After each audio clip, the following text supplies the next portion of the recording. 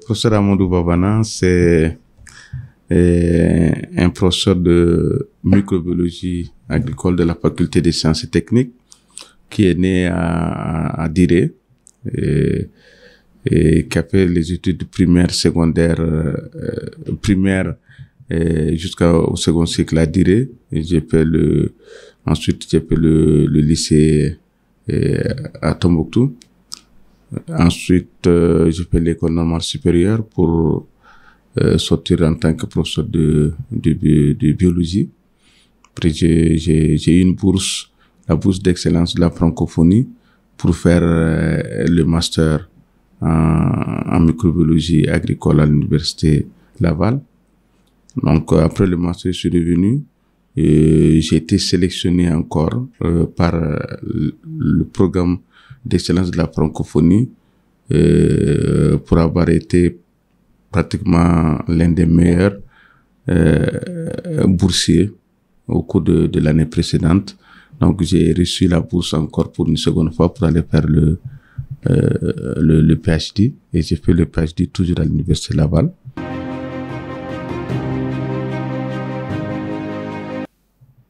Ça n'a pas été facile parce qu'il y a eu une rupture. En réalité, dans mes études, si je veux dire la rupture, c'est que j'ai fait, après le lycée, j'ai eu une bourse, parce que à ce moment, quand tu es au lycée, quand tu as la mention bien, tu as la bourse pour aller faire les études, mention bien, très bien, excellent, tout ça. Donc, on avait la bourse depuis la 11e.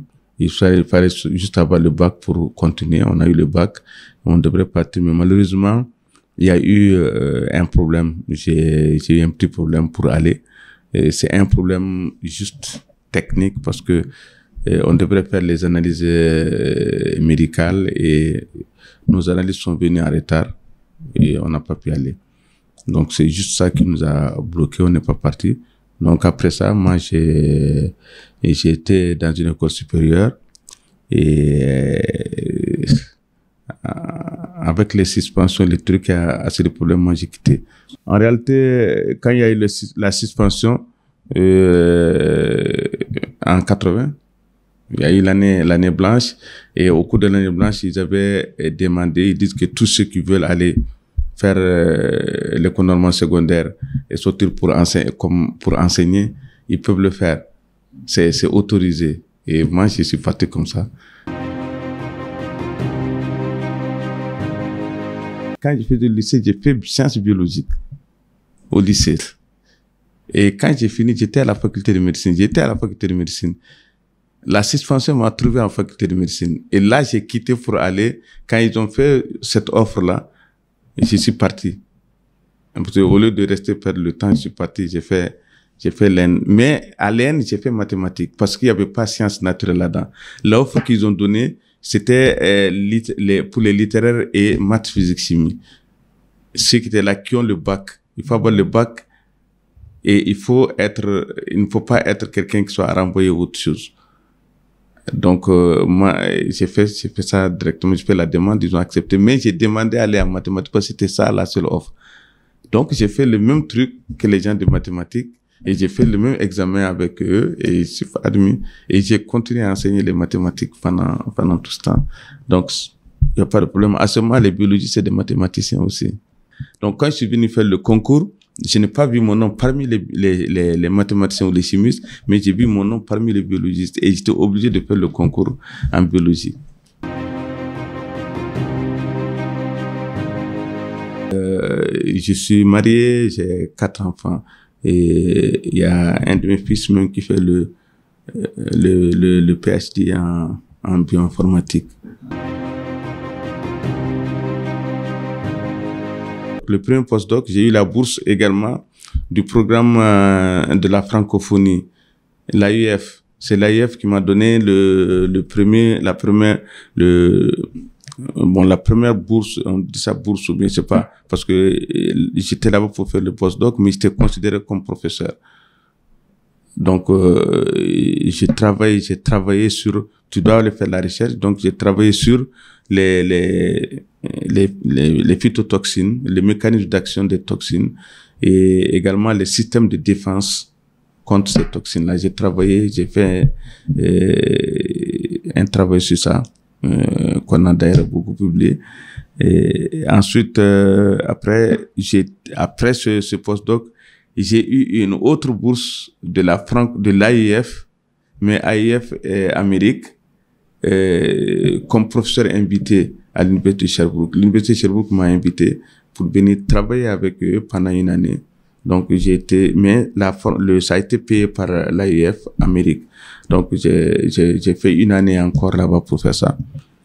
Donc je suis revenu et en 2006 encore j'ai eu le programme Fulbright pour aller faire un autre postdoc à l'université d'Oregon aux États-Unis, où j'ai même été pris comme professeur d'honneur de l'université d'Oregon.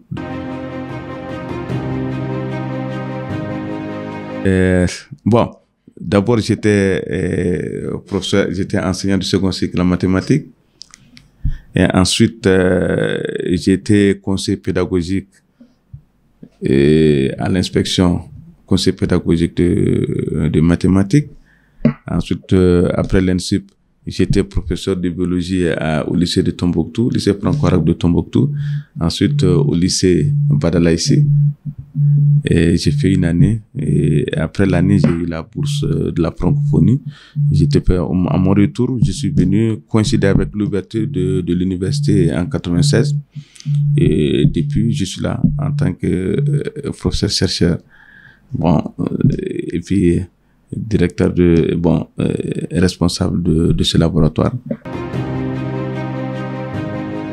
En réalité, j'étais dans le laboratoire de microbiologie des sols qui est à côté. On travaillait ensemble, mais le problème c'est que eux ils travaillent sur la fixation biologique de l'azote. Or, moi j'ai travaillé sur la solubilisation du phosphore, solubilisation biologique du phosphore, et sur la lutte biologique contre les pathogènes. Donc, franchement, c'était pas facile, parce que moi, je ne travaille pas sur sur lesquels ils travaillent, et ils ne travaillent pas sur ceux sur lesquels je travaille. On n'arrivait pas à travailler ensemble en réalité. Donc là, j'ai quitté. Et bon, j'ai écrit un projet. J'ai quitté avec le professeur Fassi Samake. Donc on a quitté ensemble là-bas. Et on a écrit un premier projet pour avoir le matériel. Il y avait toi ce qui donnait des financements pour payer des équipements, uniquement pour t'équiper pendant 3 ans. Mais il faut écrire un projet sur lequel tu travailles. Donc, on a écrit le projet, j'ai envoyé. Et heureusement, notre projet a été sélectionné. C'est international, il y a beaucoup de trucs. Mais notre projet a été sélectionné, on a eu le financement et on a commandé le matériel. Donc, on se dit que bon, si on cherchait le laboratoire, on n'allait pas avoir. Parce que il y a beaucoup de gens qui cherchent. Mais on te dit, bon, si on a le projet, on a le matériel, ils sont obligés de nous donner l'emplacement. Donc, quand on a écrit, on a eu le financement et le matériel on a payé, tout est venu. Le premier matériel, en tout cas, tout ce dont on a besoin pour travailler en microbiologie était dedans, les hôtes, tout. Donc, on avait tout le matériel et là, on a vu le doyen, c'est le professeur Sanogo, qui était le doyen à ce moment. Donc, on l'a contacté et il nous a vraiment, ça, je tiens à le remercier. Et il nous a vraiment facilité. Donc, le truc, il nous a suivi, on a fait le tour de la phase pour voir l'emplacement. Et nous, on a choisi cet emplacement.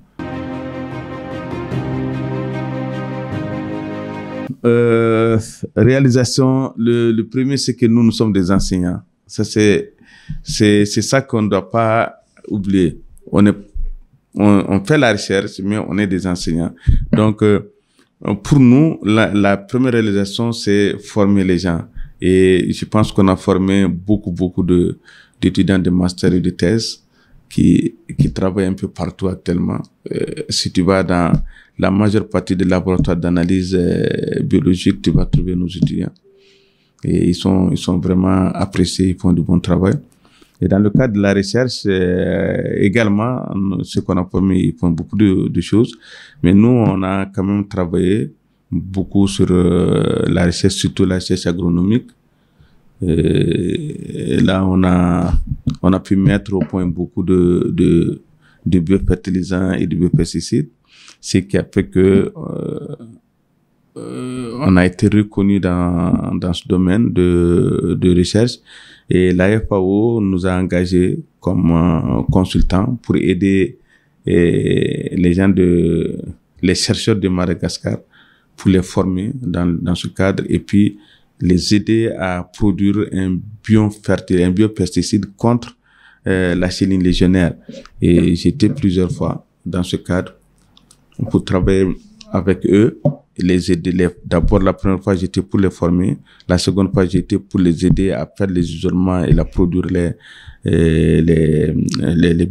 biopesticides. Et il y a également le docteur, on peut dire le docteur Kassoge, Fane et Diko, qui étaient au Brésil pour des travaux, donc sur des projets en collaboration. Donc ils étaient là-bas pour faire des travaux, et ils ont beaucoup aidé.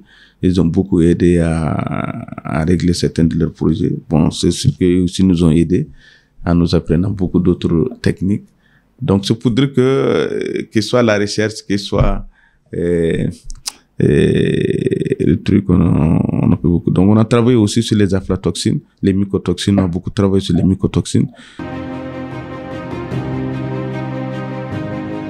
Mon souhait, c'est de voir ce laboratoire-là vraiment bien construit, parce qu'il y a les ressources humaines pour faire le travail qui sont là. Ils sont bons, ils sont reconnus nationalement, internationalement, et si jamais ils ne sont pas dans de bonnes conditions, ils risquent de partir, parce qu'ils ont la chance de partir là où ils veulent.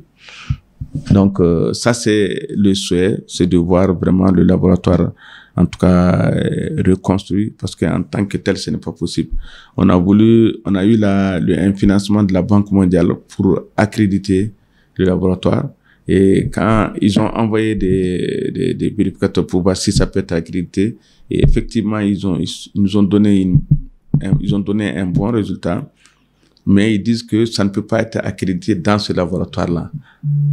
Donc, parce que c'est pas construit sous les normes. Mais concernant tout le reste, tout est OK.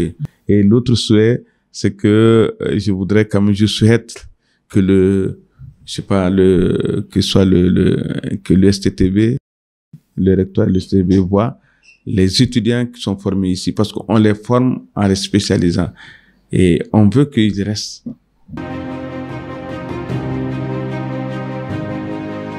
Bon, le conseil que je leur donne, c'est de ne pas travailler seul. Ça, c'est le premier conseil. Il faut pas travailler seul. Personne ne maîtrise tout seul.